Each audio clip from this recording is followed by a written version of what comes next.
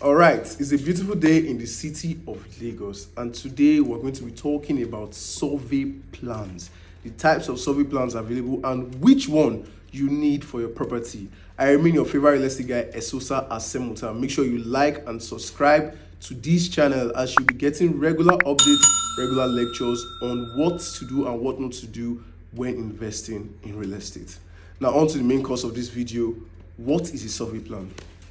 A survey plan is a document that you require to have on your land to process further titles on that property. Now, the survey plan contains various details about your property. That includes the coordinates, the size, the shape, the area it's located, if it's under government acquisition or not, the beacon numbers. Basically, your survey plan is like your data page for your property. Just like you have a data page in your international passport, your survey plan is your data page for your property. And it's a very important document you should not let go out of your site. Now, what are the various types of survey plans? There are two types. There's a government registered survey and a provisional survey.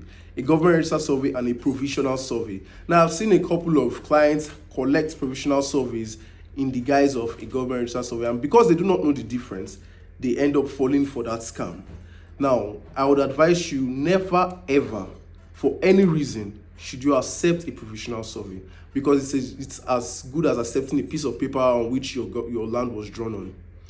Now, a provisional survey is less detailed than a government registered survey. A provisional survey cannot be used to process further titles on your land. It can't be used to perfect the title on your land, and so it's almost like it's useless. And looking at the price difference, most times it's not worth it to go for a provisional survey. Just go ahead with the government registered survey. Now, a provisional survey most times just contains the coordinates, boundaries, and then the area where it's located, and that's all. But a government registered survey would come with the beacon number, the survey plan number, the signature of the registered surveyor, the stamp of the registered surveyor, the coordinates, the boundaries. Basically every single detail about your property would be inserted in that government registered survey. And not just that, it's going to be lodged at the Surveyor General's office, meaning the government is aware now that this parcel of land belongs to this individual. This is not something you should joke with. This is not something you should play with. Make sure you always go for a registered survey. I'll be giving you 3 reasons why you should never opt for a provisional survey over a registered survey. Number 1, you cannot perfect your title with a provisional survey. Number 2, you cannot tell if the land is free from government acquisition or not with a provisional survey. Number 3, you can't get a building approval or whatever form of approval with a provisional survey. Let me add a bonus reason. The provisional survey is not recognized anywhere as a legal tender, as a legal document for your land. It is not recognized, and so it's a waste of money, a waste of time. Now, I see the only reason why anybody should opt for going for a provisional survey, if you want to quickly just know, all right, this is the shape of my land now, before processing the registered survey, just for probably a quick demarcation or something, or you want to quickly show it to a family member or whatever reason. That's the only reason why I think you should be fine with the provisional survey. Aside that, you should never be fine with the provisional survey. Now, a registered survey, you can know if the land is free from government acquisition or not, because it should be stamped there.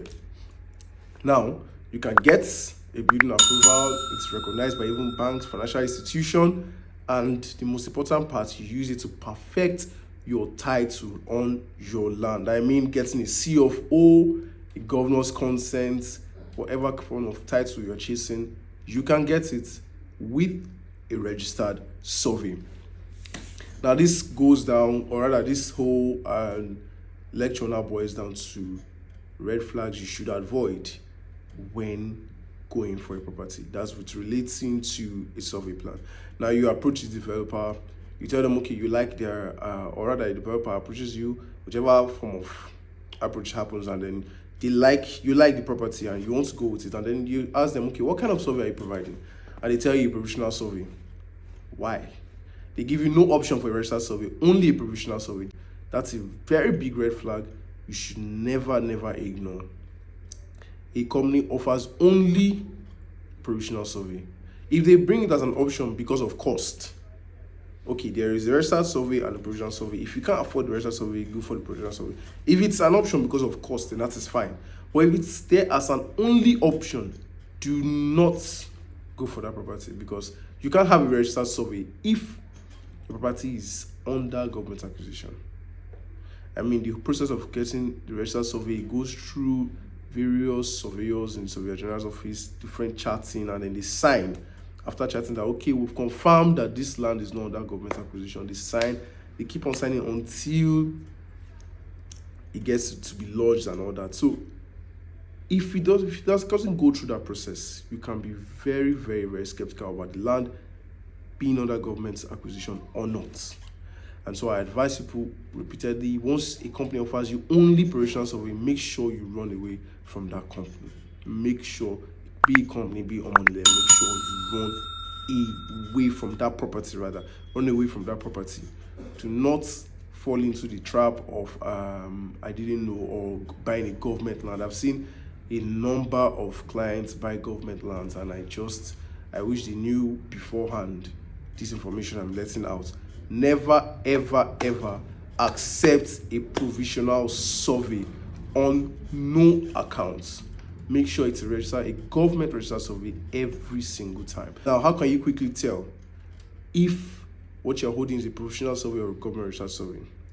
Quickly, you should see the registered surveyor stamp there.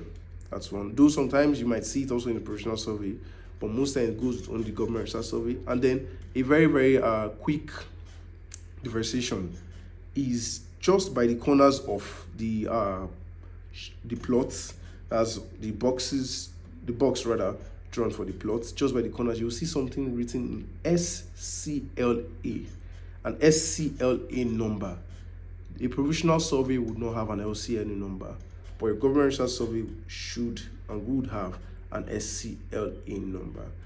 That's the quickest way, actually, of just differentiating between a government registered survey and a provisional survey. Now, you can go further on by lodging, or rather by chatting and then confirming if it has been lodged and all that, but that's the quickest way to just know on the spot if this is a government registered survey or a provisional survey. I hope you've learned a lot today.